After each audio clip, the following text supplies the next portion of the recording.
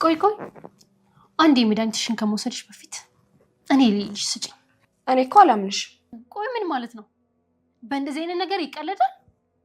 ሰው አልመስልሽም እንዴ? እህቴ በጣም ትክክል ነች። እኔም አላምንሽ። እስቲ ስጫተው ጉዷን እንየው።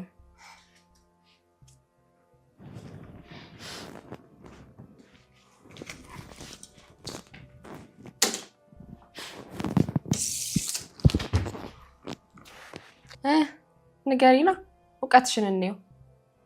ይሄንን መድኃኒት ማን ነው የሚገዛው? እኔ ነኝ። ምን ነው? ቆይ ሁሌ አንቺ ነሽ የምትገዢላት? በአሁኑም አንቺ ነሽ የገዛሽላት? አዎ።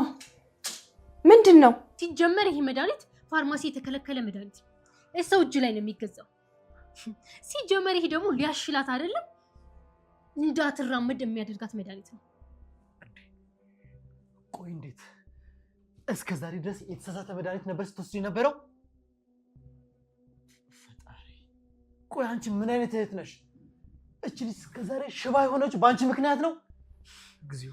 ቆይ እንዴት እንደዚህ ታደርጊያለሽ? የገዛ እህትሽ ላይ እንዴት እንደዚህ ታደርጊያለሽ? እንዴ ምንድነው የምታወሩት? ያማችኋል እንዴ? እኔ አላምንሽም። ካላመናችሁ ዶክተር ጋር ደውላችሁ መጠየቅ ትችላላችሁ። ሲጀመር እንደዚህ አይነት መድኃኒት የሚገዛው እሰው እጅ ላይ ነው። እና ምን እያላችሁ ነው ያላችሁት? ቆይ እናማ ባለቀ ሰዓት እውነቱ ወጥቷል።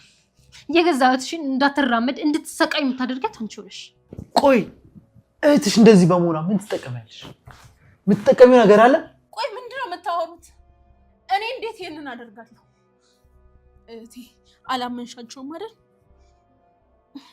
ዝም ብሎ ነው የሚያወሩት። እኔ ይሄንን አላደረኩም። ዝም ብለን እንደማናወራማ አሳይሻለሁ። ሲጀመር ዶክተር ጋር ደውዬ እንዲመጣ ማድረግ እችላለሁ።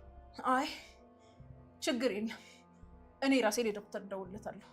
ጥሩ፣ አንቺም ቢሆን መደወል ትችያለሽ። ደውይ።